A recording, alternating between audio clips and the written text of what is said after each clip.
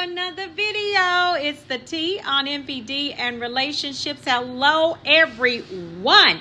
To all of my new subscribers and new family members, hello, hi, welcome. And to my tribe and family at large, welcome back. Thank you all so much for coming back and watching another video, fam. Y'all know I'm always loving to plug that Thursday night live stream. Why? Because it is live, y'all. Because it is so important, so necessary for our growth, healing, maturation, spiritually, emotionally. Come on, y'all. That live stream is really important. I want to personally invite you, all right? 5:30 p.m. Pacific Standard Time. We haven't been live the past few weeks because I've been recovering. And as you see, I'm getting stronger and stronger every day. Woo-woo! All right, y'all. So listen, I want you to join me on that Thursday night live stream. All right, 5:30 p.m. Pacific Standard Time. I'd love to see your face in the place. All right, y'all. Also, listen. If you are in need of a coach, okay, a life coach, please email me at the link listed in the description below. I will be happy to return your email regarding life coaching. All right. Last but certainly not least, wait a minute. Oh, wait, before I forget, I do what? Hit that like button. Hit that like button. Let me go to the remix. Hit that like button. Hit that like button. Hit that. Y'all like that? Y'all, is that cool? She's back. Y'all listen. Hit that like button for your girl, all right? Can y'all do that? Hit that like button. Listen, the goal of the day is 2.1K plus on the likes. If you rocks with your girl, I need y'all to do that, okay? Can y'all hit that like button? I need y'all to do it, okay?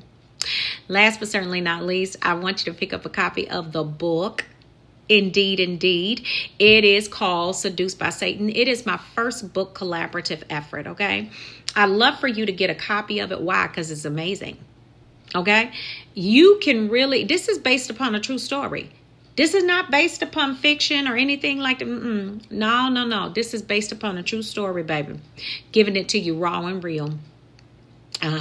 So I want you to go ahead and pick up your copy today. Listen, I want you to see how these clowns, how these birds get down, baby, when they got too much supply and way too many resources on their hands. Okay, it's a page turn. I'm gonna tell you, if y'all have seen some of the comments in the comment section talk about that book, you can't put it down.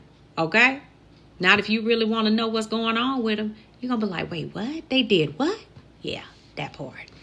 All right, so y'all pick up your copy of the book Seduced by Satan today. All right, y'all. Let's jump into the topic of this video. I want to get right to it. Okay, I want to get right to it.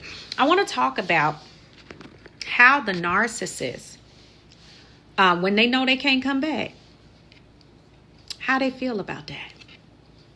Because you never get to talk to the narcissist to see, what they feel about the fact that they know they can't come back.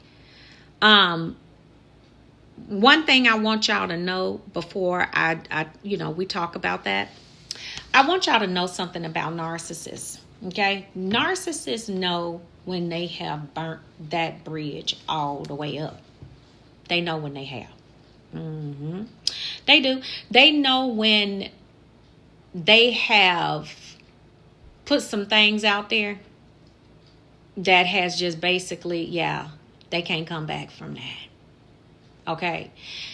Do they feel good about it? Yeah, at the moment. At the moment they do. But there is a time where the narcissist actually, and when I say they actually have, I told y'all about those human moments. But see, when the narcissist doesn't have good supply, all they have is bad time on their hands to sit there and think about all of the horrible things that they did to the last supply that caused them to be in that situation. Now, remember, it's never the narcissist's fault. And remember that. In their mind, they can't ever go to that place where they got to reconcile or just say in their mind that, okay, is this my fault? Did I do this? No, they can't, because that is a place of what we call shame. Okay. And they can't stay in that place of shame too long And the way that they usually get themselves out of it is to begin to think about some of the things or lie to themselves. And remember, narcissists do believe their own lies. All right. Begin to lie to themselves and tell themselves, you didn't do this. The person that they caused you to do this. They made you do this. You had to. They begin to tell lies like that to themselves. Okay. So what happens is, in the course of them thinking about, the discard and all of this, they got to lie to themselves. Okay.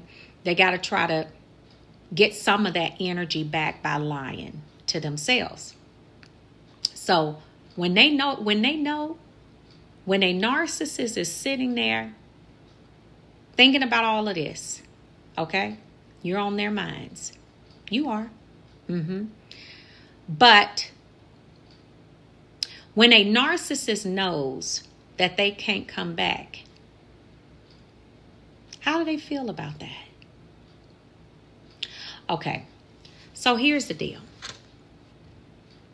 They don't feel good about it. They don't.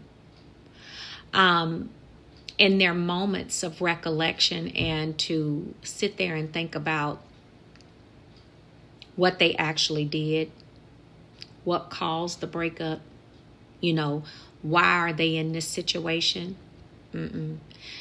Now, the first emotion that they usually go through is, that anger and that rage.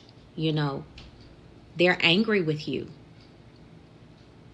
They're angry with you because you held them accountable for whatever it was they said or whatever it was that they did. Some of them said and did things. They're angry with you because you held them accountable. Okay? That's first. They're angry about it. They want to get, and then, so in that place of anger, this is where you see the smear campaign come out. This is where you see them now talking about, they're talking to the friends, they're talking to the flying monkeys, they're saying all kinds of stuff. But the smear campaign is dual-sided. Remember that now. I'm going to teach you something right here. That smear campaign is dual-sided.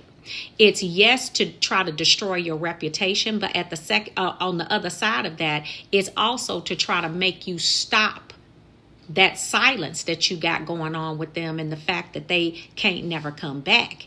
They're hoping that smear campaign can try to, can help to change some of that.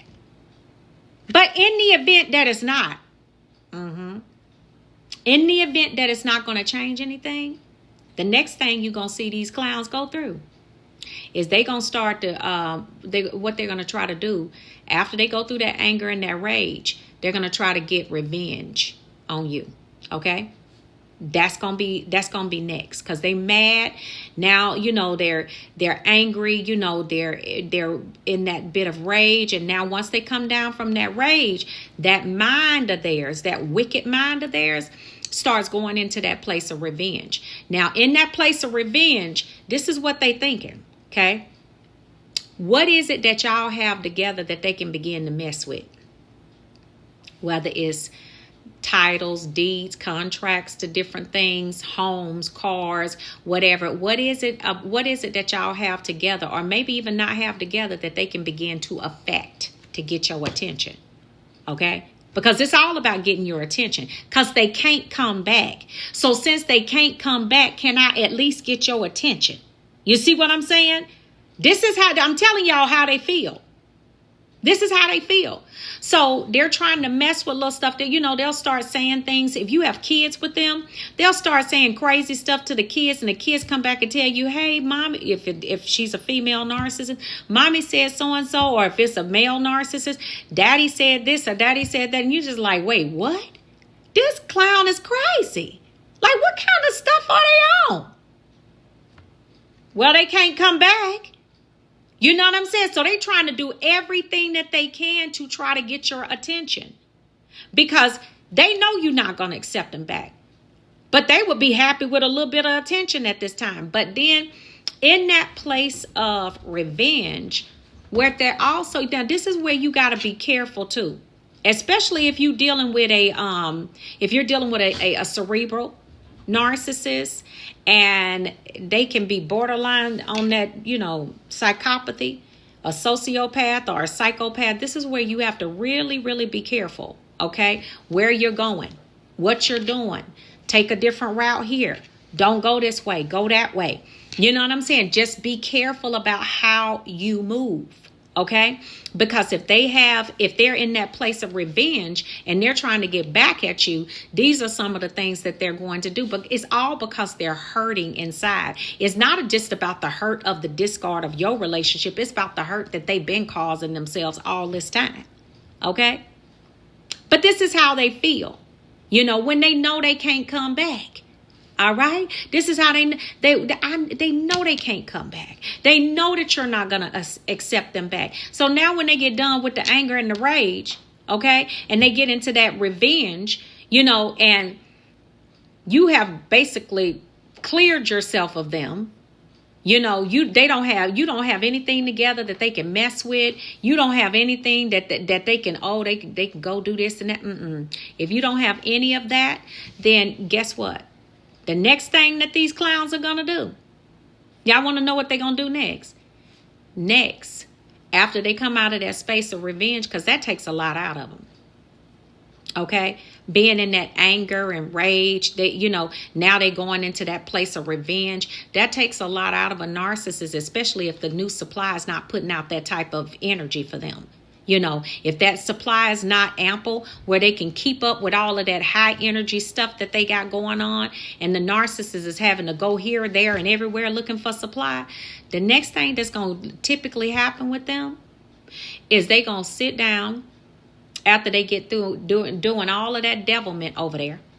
And what they're going to do is they're going to sit there and recollect. This is where they begin to have the human moments, okay? Those human moments. And they begin to think about what they did. They begin to think about what they said. At this point, they are not lying to themselves. And they begin to, and I'm going to tell y'all something. I'm going to be real honest with y'all. There are times in these moments right here where they begin to have those human moments that the narcissist actually does cry. And they begin to grieve. They know what they done was wrong. They know that they shouldn't have said it. They know that they shouldn't have done that. They know all of that. Okay, they do. They know. But they're feeling bad about the situation. Okay, but not necessarily about what they did to you. Ain't that crazy? They're feeling bad because they don't have access to you, right? They can't hear, you're no longer in their sphere. So they can't talk to you. They can't have that conversation. They don't know what you're thinking. They don't know what you're feeling. Do you ever think about them? They're asking all of these questions to themselves. They do. They cry, and they do grieve the situation. They don't grieve you. Do they want to come back? Yeah. They do. But when they can't come back, this is how they feel. Because they know that if they ever tried to reach out to you and you would basically, because of the way they acted and how they destroyed the whole relationship, if they tried to reach out to you and they know if you rejected them, that would send them plummeting even more. They're already jacked up. But that rejection from you at that particular time, knowing what they did and how they caused that situation to go down, fam, that narcissist they wouldn't be able to take that. They're thinking about it. You're on their mind 24/7. Why? Because they're no longer in control of you. The narcissists, remember this. They always want what they cannot have. I've told you all that time and time again. So, yeah, they over there going through it. They are. And also, too, what you got to understand about this particular time right here, when they know they can't come back to you, how are they feeling? What are they thinking about you? You got to understand that during this time, this is a very hard time for a narcissist. Because guess what? They got to try to pull themselves up out of that place of shame and devastation and all of that crap that you used to get them out of every time. Oh, you know, you're a good person. Oh, you know this, you know, all them lies we told them clowns. I'm talking about these birds are crazy. You got to lie to them constantly. We didn't know. We were just trying to help them. But we didn't know that we was involved with a whole demon. Okay? But you know what? Here's the thing. They bring it on themselves. But yeah, they sitting there thinking about, you know, what it would be like to have a conversation with you again. You know, what it would be like to just be able to be in your presence again. Yeah. After they get through with all that anger and rage and all of that, and they don't wore themselves out, that's when them human moments come in. And baby, that's when you ought to be so glad that you no longer exist in their world. Okay? So yeah, they over there thinking, wish they could get back, but baby, bye, because it ain't no more room in the end for you. But yeah, this is what it is, fam. All right, so fam, y'all listen, y'all be real good to yourselves, okay? And I will see you all on the next video. I love you all, and I will see you all healed and whole at the top. Shalom, family. Peace.